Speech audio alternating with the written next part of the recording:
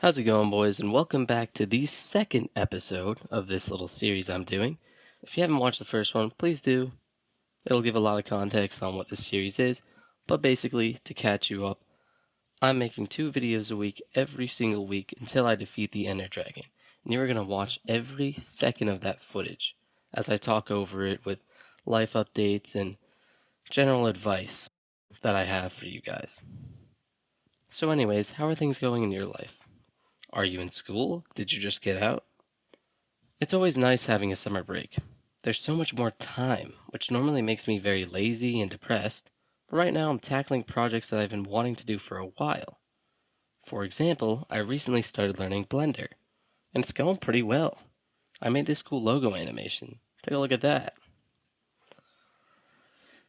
Anyways, I wanted to talk about the importance of doing hard things. And I think that doing hard things is really important for everyone. And that sounds like such a basic thing to say, but let me break it down a little bit more. I'm just as lazy as anyone else. But I know that if I can eventually become comfortable in the uncomfortable, then maybe one day I won't hate myself so much.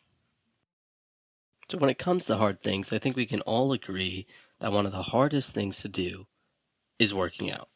I think a lot of people don't realize how important it is to work out. I mean, literally, the act of working out every day is putting yourself through pain, hoping that it leads to growth. It is the most real world example of hard things equal success. I try to work out every day, and I wish I could say it's because I care about my health or I want to get a six pack, but I just have this goal of being the strongest guy in the room. I think it would be cool to be that one guy who can crush a brick in his hands if he has to threaten someone. Not that I would ever do that. Maybe it's just some ridiculous, childish dream. But I also know that being stronger gives you confidence. From the outsider's perspective, the gym can look like a place where a bunch of smelly and sweaty men throw around heavy things while pumped up on caffeinated drinks destined to kill every organ in their body as they blast music in their eardrums till they burst. And well, yeah, it's exactly that. You'd be correct. But I still love it. As much as I am a daily gym goer, and have been for a couple years now, I don't feel like a gym guy. I haven't made as much progress as some of my other friends who joined after me, and I still don't feel strong compared to other men. I feel like a child. A lot of the time, I don't want to go to the gym. And even sometimes when I'm at the gym, my brain keeps yelling at me to pack it up and go home. I quite honestly feel like a bitch every time I go to the gym, but I still do it. And I've been going for a while and I've seen myself fill out a little bit more, but the growth is nowhere near as fast or as much as I would want. It is noticeable, though. However, nothing makes me feel more like a bitch than when I'm working out with my friend, Marshall.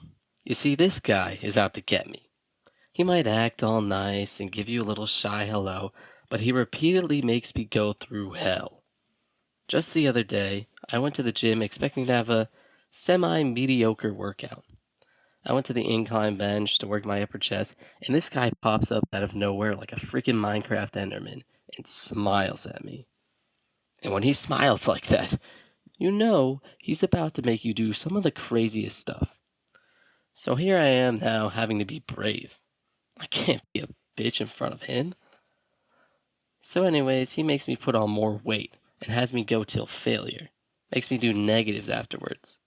To give you an ounce of what he makes you go through, imagine someone telling you to run until your legs collapse, and strapping you on a bike and having you bike till you pass out, perform CPR, and still make you walk as far as possible.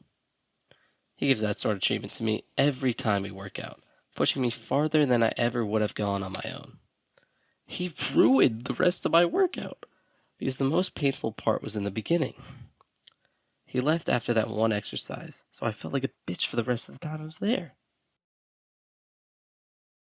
All jokes aside, he holds me accountable. And while that might be scary, I realize I need that every now and then. Sometimes you need someone to kick your ass to make you feel like a bitch. It makes you realize that you're not pushing yourself as hard as you can. And maybe that's the good thing. Maybe I can't push myself hard enough alone. That's why having a gym buddy is good, and having an accountability partner is the same. I have dreams of my own that I want to pursue and learn more about, and I'm not sure of myself.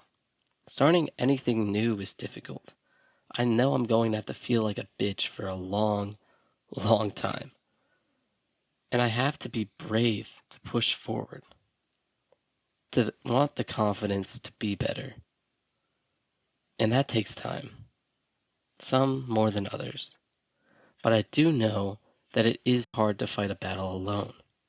And sure, I could push myself, and I do push myself. But sometimes you don't push yourself hard enough. And it takes someone kicking the living crap out of you to realize you can try harder.